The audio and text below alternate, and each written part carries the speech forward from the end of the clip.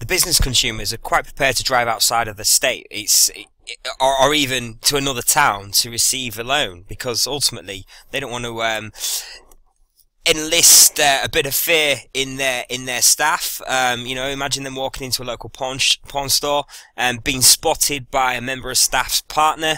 It's going to strike a bit of unease within the workforce, that obviously there's financial difficulties within the business. So from a business consumer perspective, they're quite happy to go further distances. Again, that's something we found from a research perspective.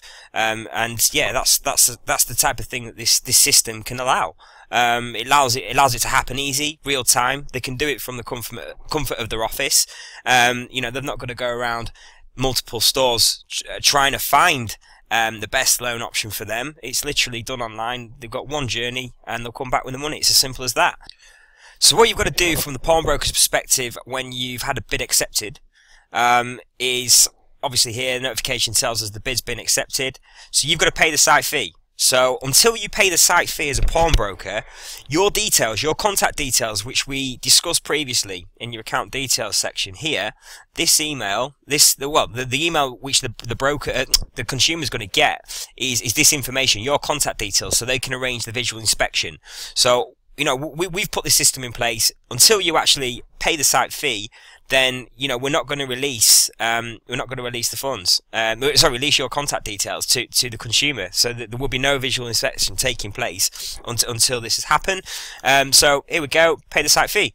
Complete a site fee checkout process to unlock negotiations with the asset holder. It tells you right there. Valuation amount. And here we go. We're on the referral fee. So that's £910 based on that amount. Continue to PayPal. Now the PayPal process, I mean, you don't need PayPal within your store. It's just, obviously, PayPal actually allows you, don't have a PayPal account, you can either check out with a credit card, or you can check out in an alternative method, basically.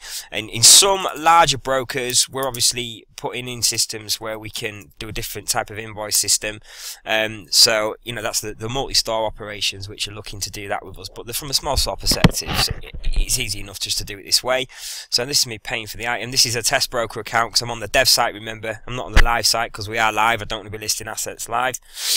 And here we go. So this is what's happened. I'm in the meeting request system, the message system.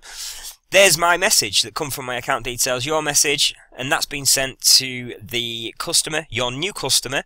If we select home on there, that'll refresh.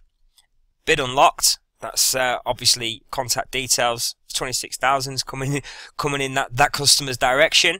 Arrange the meeting button is what they'll click, and it gives them an opportunity to obviously message back. So I can come to your store tomorrow at 3 PM.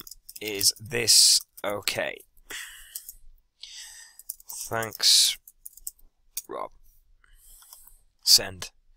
So I just want to give you a quick interaction process, you know, a description of the flow of what's going on. So meeting requests here, that'll take us back to the main one.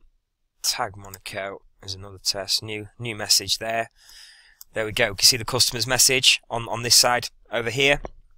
So you can see how the bidding process is obviously anonymous, but when you get to the point where you've paid the commission for the site fee, then obviously at that point we release the contact details of you to the consumer, at which point it's on them to make contact with you. So right here, right now, our job's done. You know, your contact details are there. Obviously the customer needs to come back and obviously negotiate, not even negotiate, he's obviously work with you to try and find the right time to come down to the store so a visual inspection can take place. Then with different options, different scenarios can happen. So what happens if they come down to the store and this watch is fake, or they don't come to the store, or they come to the store, they've got the watch, it's genuine, but it's damaged. You know, you've placed a bid based on this watch being in good condition. So what happens in that scenario? So what happens when you have a successful bid is you have to go to your accepted bids after you've obviously appraised the item. So let's just assume at this point in time, the customers came to your store, you've had a conversation, you visually inspected the item, and you have to complete it as the broker. So here, you're completing the broker transaction. How did the transaction go? Let us know below. So no amendments. So basically, the new customer walked into the store with the watch was as described. You were more than happy with it, and you basically gave them a loan as you offered on the site as a quote, and they were happy with that. So they took it. They complete. You complete on that basis. If they come to store and the item was not of the same value, at this point you'd be looking to, obviously, you paid us. In this scenario, $910 has been paid in our direction. So you want a credit for that if you offered them less in store because the item was not as specified. So for example, if you only gave them 20,000 for that, you'd go in there, you'd revise the amount here, and obviously complete it on that basis, at which point we would credit your account. So we don't, we're really transparent as a business. We're here to work with the brokers. Without the brokers, our business doesn't exist. We need the brokers. We can do a really good job of capturing people online in a different way to what the brokers can. We're a good complement to your current business.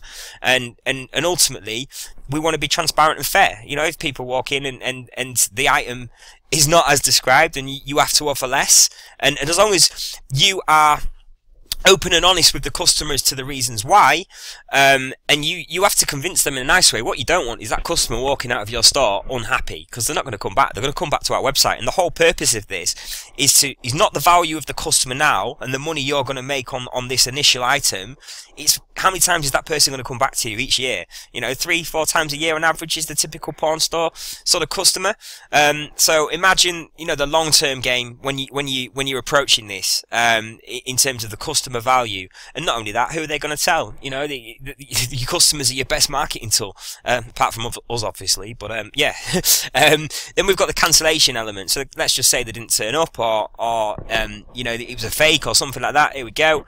Go down to the bottom, customer no-show, asset not as described, no communication from the customer. So that's everything just failed on the site basically. But at that point, you pick one of those options, press complete, you get a full refund. As I said, transparency, we're on your side. We don't want to see you, out of pocket in any way, shape or form.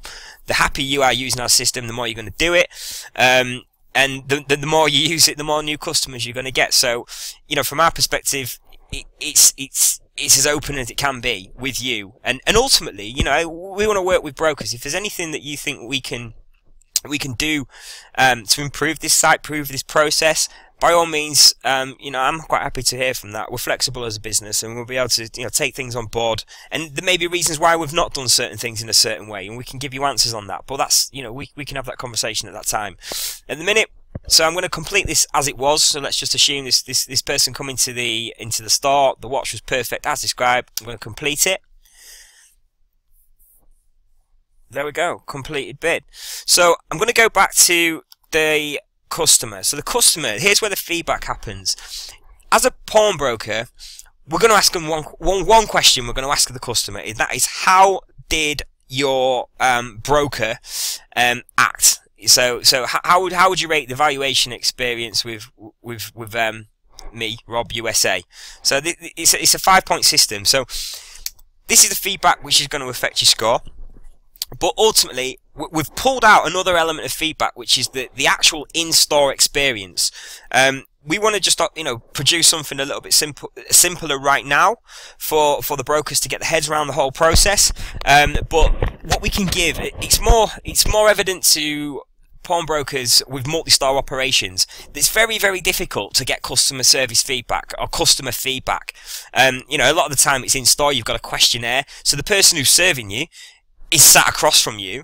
So at that point, you're gonna have a bit of pressure on yourself if you've actually got the time to fill out one of these questionnaires. You're gonna feel a bit pressured in that scenario, and sometimes the feedback's not. It's not going to be right. It's not going to be authentic or genuine, and it's not going to be true. So what we can add to any larger corporation or broker firm with multi-store operations is we can give you some invaluable insight as to what's going on within your stores. As I said, it's not implemented in here yet, but once you've completed that process, it'd be easy as us adding another feedback score thing here with different questions. We can also provide sort of reports on the type of customers which are coming in your direction, what type of assets and things like that. So there's a full sort of reporting stroke support, additional additional information system which we can add, which will give you serious insights which are very difficult to attain within your own businesses. So third-party element adding that sort of added value to your company, you know, it's priceless. People spend millions on this sort of stuff. So you know, we can add that, and we are going to add that. At the minute, the coding's there. We've just took it out to make it simple for our launch. And that's it. There's not a lot more to tell you now. We've gone through everything. Obviously, you've been listening to me. It's Robert McCleary. I'm the CEO of PawnbrokerComparison.com, the true and only genuine online pawnbroker quoting system. You know, we're good at what we do. We're taking a real digital approach to this. Time to change. You know, people are online in everything they do. You book a hotel, you look at TripAdvisor before you book it these days, and every other thing that we purchase in our life. If we're doing it online, there's always a review system, a customer system, a comparison system, which allows people to be more informed about what they're about to do. My email is rpm@pawnbrokercomparison.com, as depicted on the screen right here. By all means, you know, I'm quite happy to hear from anybody. You know, it's a contact sport business, is what I always say, and the more people you speak to, the more you learn. And you know, that's from my perspective. If you've got any questions, queries, or anything, I'm quite happy to have a conversation. Obviously, appreciate the fact this isn't a scripted video, straight off the cuff. So I hope you found it well, and yeah, looking forward to see you guys on the site and making you some new business and new customers. Thank you.